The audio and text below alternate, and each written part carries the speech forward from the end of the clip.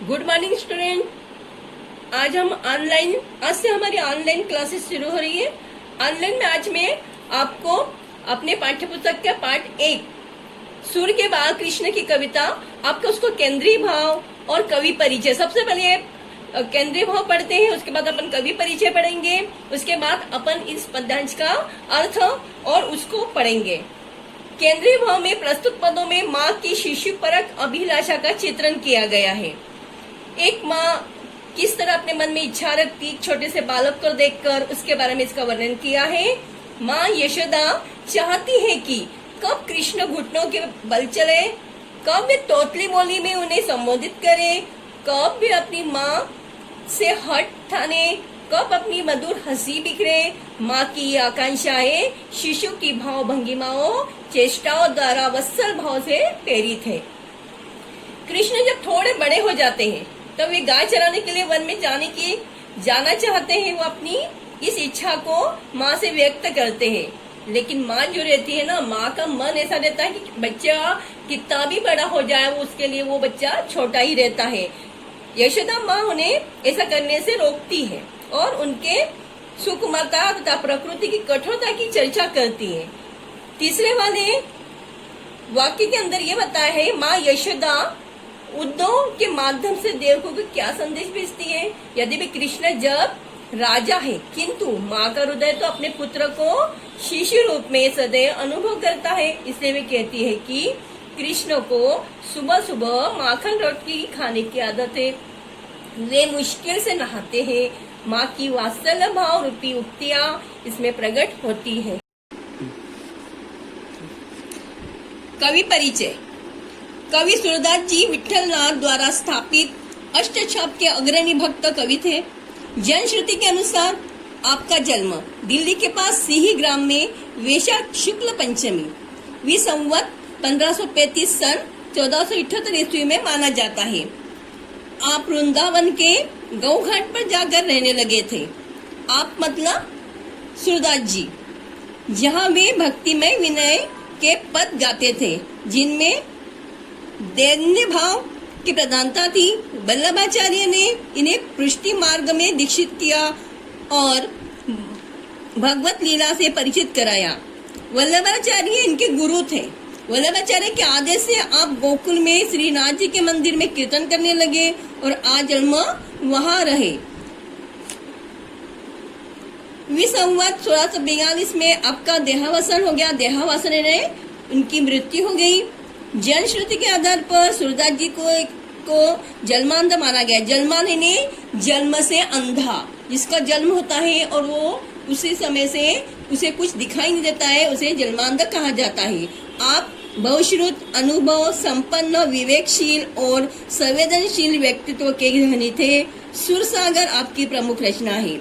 यहाँ पे ध्यान देना बच्चों, सूरदास जी की प्रमुख रचना सुरसागर है।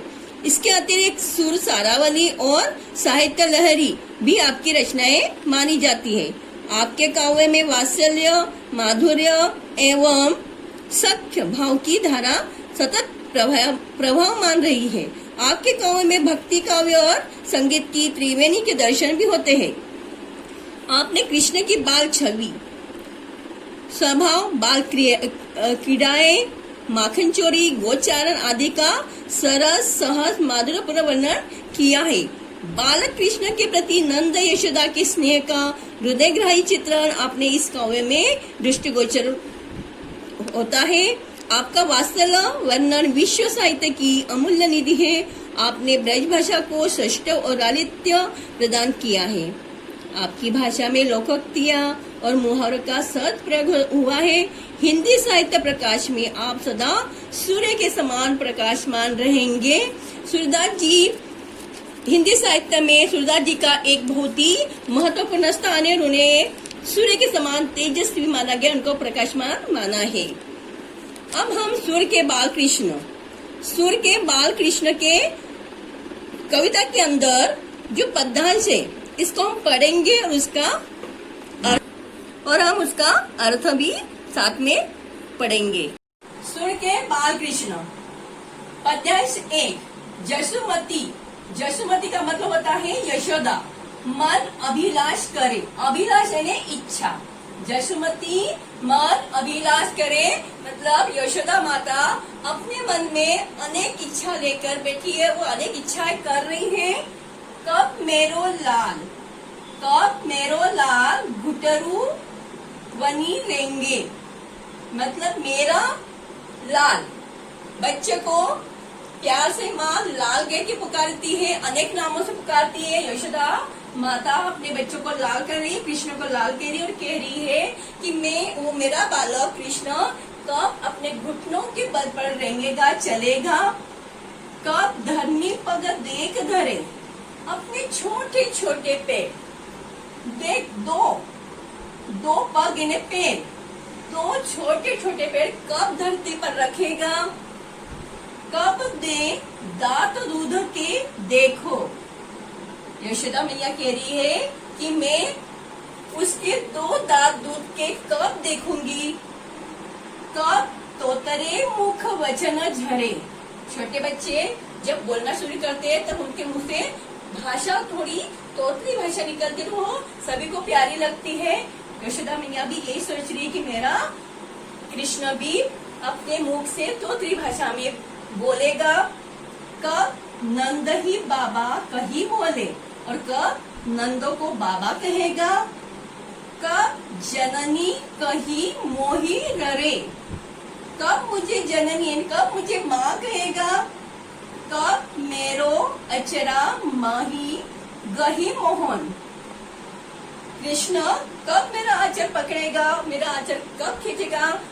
उन्होंने यहाँ पे कृष्ण को मोहन कहा है। भगवान कृष्ण के अनेक नाम थे, जोई सोई कही मोसो झगड़े, और छोटी छोटी बातों को लेकर वो मेरा आंचल खिसकेगा, मेरा आंचल पकड़ेगा और छोटी छोटी बातों पे मेरे से लड़ाई करेगा। कब धो तनक तनक कछु सहे, और गुस्से में छोटे छोटे पैर को पटक के इधर उधर भागेगा। अपने कर सो मुख ही भरे, और अपने दोनों हाथों को अपने मुंह के सामने रखकर और उसको अपने दोनों हाथों से उसको बंद करेगा। कब हंसी बात कहेगी मोसो, और हंसते हंसते मुझसे को कब बात करेगा। जा छवि के दूर हरे, जिससे पूरी दुनिया के, पूरे विश्व के, पूरे संसार की जितने भी दुख है उसके छोटी सी कोमल हंसी से दुख सारे हर लेगा, दूर कर देगा। श्याम अकेले आंगन छाड़े, वो अकेले ही आंगन में इधर उधर भागेगा। आपो गए कछु काजू धरे, और गाय यानी गाय के पीछे पीछे वो भागेगा, उनको पकड़ेगा। रही अंतर अधवाई, उठोयो इक गरजत गगन सहित गहरे। सूरदास ब्रज लोग सुनत धुनि जो, जह तह सब अतिथि डरे। सूरदास जी कह रहे हैं कि आसमान में एक जोरदार गर्जना होगी और चारों तरफ एक अंधेरा छाने लगेगा, और वहाँ के लोग भागकर कृष्ण के शरण में आएंगे। इस तरह की मन में वो अभिलाषा कर रही है, इच्छा कर रही है माँ यशोदा। अब हमारा सूर्य के बाल कृष्ण का पद्याश नंबर 2। आजू में गाय चरावन जे हो, गाय यानी गाय। भगवान कृष्ण अपनी माँ यशोदा से कह रहे हैं कि माँ मैंने आज निश्चय कर लिया है, मैंने आज निश्चय कर लिया कि आज मैं वन में गाय चराने जाऊंगा। वृंदावन के भांति भांति फल अपने कर में खेओ, वृंदावन के भांति भांति फल अपने कर में खेओ। आज मुझे वह अवसर मिला है, वह उपलब्धि मिली है जिससे मैं वृंदावन के अनेक प्रकार के फल अपने हाथ से तोड़कर खाऊंगा। मुझे हाथ से तोड़कर खाने में बड़ा मजा आता है। श्री कृष्ण ने अपनी माँ को इस प्रकार बातें बताई। ऐसी बात कहो जनी बारे, ऐसी बात कहो जनी बारे, देखो अपनी भांति। इस तरह की बातें करते हुए श्री कृष्ण जब अपनी माँ को कहते हैं तो यशोदा कहती है, तनक पग चाली हो कैसे आवत है रति। यशोदा कहती है, मेरे लाडले तुम अभी बच्चे हो, तुम्हारी उम्र अभी बहुत कम है, बड़ों की देखी देखी करने से अभी तुम ये कुछ सोचो मत, क्योंकि तुम्हारे छोटे छोटे पैरों से तुम जाओगे। वन के कष्टों का वो वर्णन करते हुए बताती है, तुम्हारे पैर छोटे छोटे हैं और वन बहुत दूर है, तुम चलकर कैसे जाओगे। प्रातः जात गैया ले चारण, घर आवत है सांझ।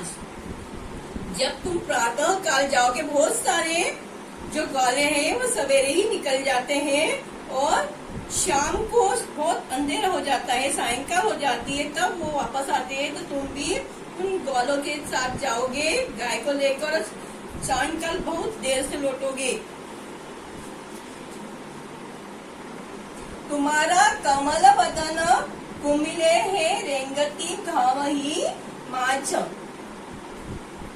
यशोदा माता कह रही है कि जिस प्रकार ग्वाल पाल प्रतिदिन गाय के पीछे पीछे धूप गर्मी में चलते हैं, उस प्रकार तुम भी चलोगे तो तुम्हारा कमल जैसा जो सुंदर मुख है वो एक ही दिन में कोमल जाएगा।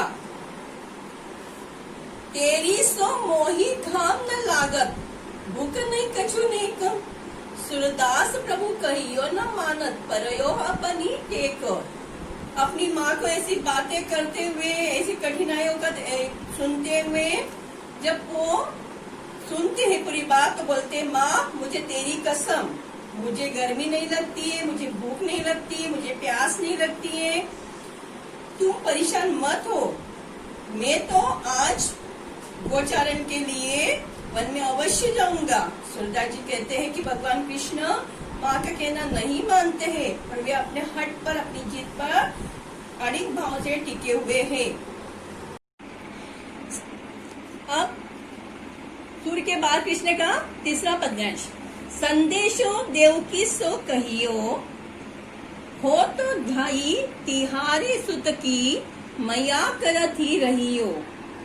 जदबी टेव तुम जानती उनकी, तऊ मोही कही आवे। प्रातः होत मेरे लाड़ लड़ेते, माखन रोटी भावे। तेल बटन अरु तातो जल, ताही देखी भजी जाते। जोई जोई मांग, सोई सोई देती, क्रम क्रम करी के न्याते। सूरपति के सुनी मोही, रेन दीन बड़यो रहत उर सोचो।